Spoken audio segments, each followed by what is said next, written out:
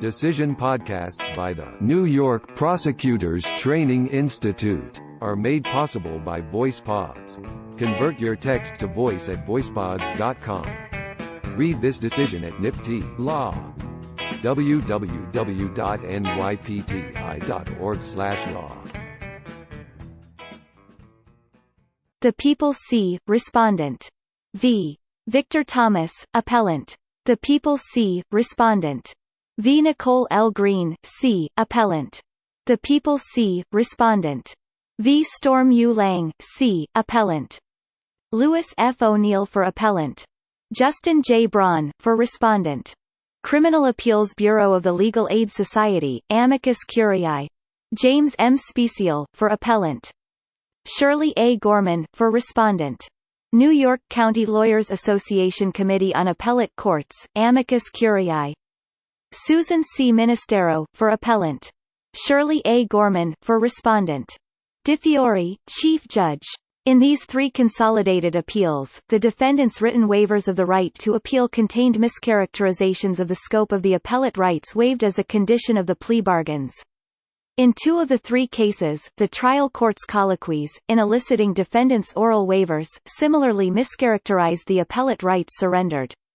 Our primary task is to determine whether, under the circumstances of each case, the mischaracterizations impacted the knowing and voluntary nature of the three appeal waivers before us. Adhering to our well-established precedent in reviewing the validity of appeal waivers, we affirm in People v. Thomas, as the appeal waiver was knowingly and voluntarily entered. We reverse in People v. Green and People v. Lang, as the appeal waivers were involuntarily made and thus are not enforceable. People v. Thomas.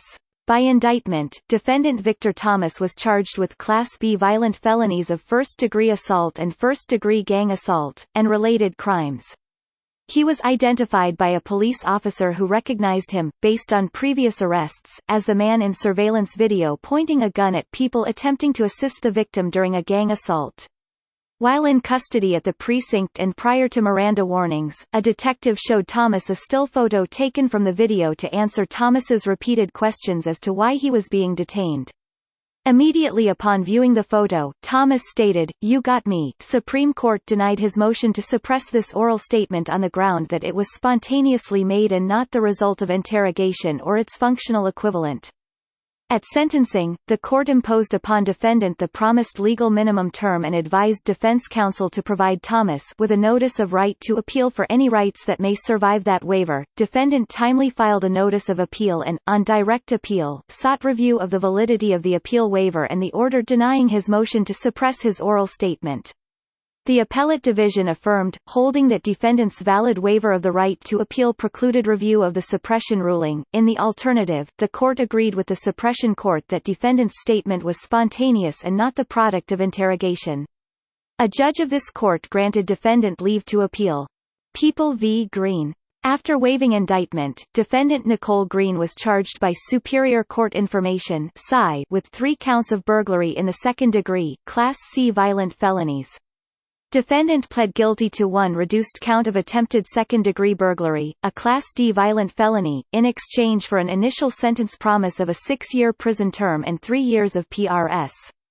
The court left open the possibility that the sentence could run consecutive to a 9-year prison sentence Green was then serving.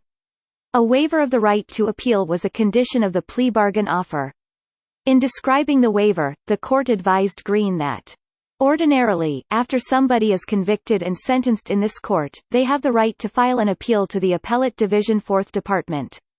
Some people get to take an appeal to the highest court in the state after that, the Court of Appeals. Some people exhaust their state appeals and file appeals in the federal system. Some people come back here and ask to have their conviction vacated or modified. The people have indicated that in order to give you this cap on sentence, they are requiring you to waive your right to appeal, and once you are convicted and sentenced here, there will be no review by any other court. Do you understand that? Green answered that she did.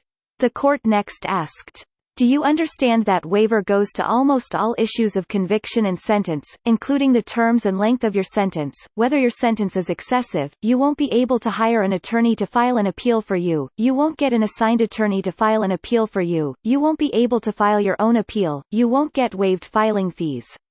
There is just going to be no review by any other court.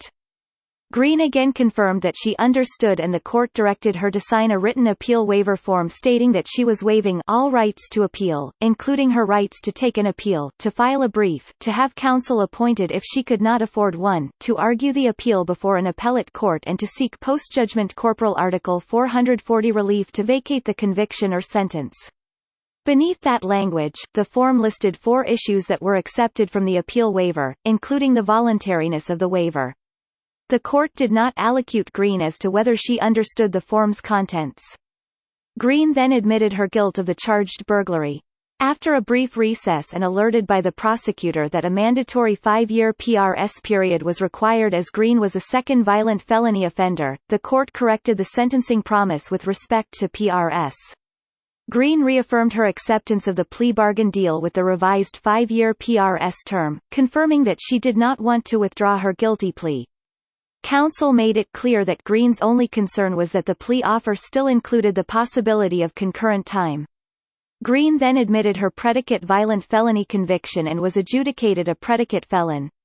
At sentencing, the court again asked if Green understood that the promised offer included the increased PRS term.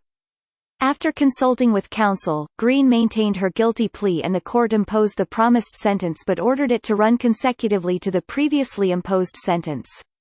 The court advised defendant, "You waived your right to appeal at the time you entered the plea. If you intend to challenge that waiver, you would have to do so within 30 days or you lose your right to appeal forever." Defendant agreed that she understood. Green, proceeding pro se, sought and received permission to file a late notice of appeal. On direct appeal, appellate counsel challenged the validity of the appeal waiver and raised an excessive sentence claim based on the consecutive sentences imposed. The appellate division affirmed, declining to review the sentence claim as precluded by a valid appeal waiver. A judge of this court granted defendant leave to appeal. People v. Lang. 17-year-old defendant Storm Lang was charged by felony and misdemeanor complaints with 4 felony counts of sexual abuse, and 2 misdemeanor counts of sexual abuse stemming from his sexual assault of 3 children ages 5, 7 and 12 years old. Held for the action of the grand jury on 6 counts as charged in the complaints by 2 separate local courts, Lang agreed to waive prosecution by indictment after the county court thoroughly explained his right to have the crimes presented to a grand jury and the consequences of waiving prosecution by indictment. After Lang confirmed that he had reviewed the indictment waiver form, the court directed him to sign the waiver, which he did in open court and in the presence of counsel. Accompanying the indictment waiver form was the PSI, which repeated the factual allegations of the 6 counts of sexual abuse charged in the felony and misdemeanor complaints, including the place and designated dates of each crime.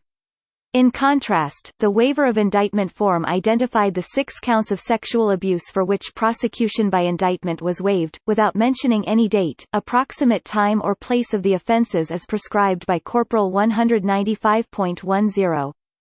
The plea bargain offer required Lang to waive his right to appeal and plead guilty to 2 felony counts and 1 misdemeanor count of sexual abuse in exchange for a promised sentence cap of 4 years in prison plus 10 years of PRS. The same judge who took Green's plea presided over Lang's plea proceedings and used essentially the same appeal waiver description in its oral colloquy in both cases. Lang signed the identical written appeal waiver form that Green did, and the court, as with Green, did not ask Lang if he understood the contents. Lang acknowledged that his counsel advised him fully about the consequences of his plea. He had enough time to discuss. Decision podcasts by the New York Prosecutors Training Institute are made possible by VoicePods. Convert your text to voice at voicepods.com. Read this decision at NYPT Law. www.nypti.org/law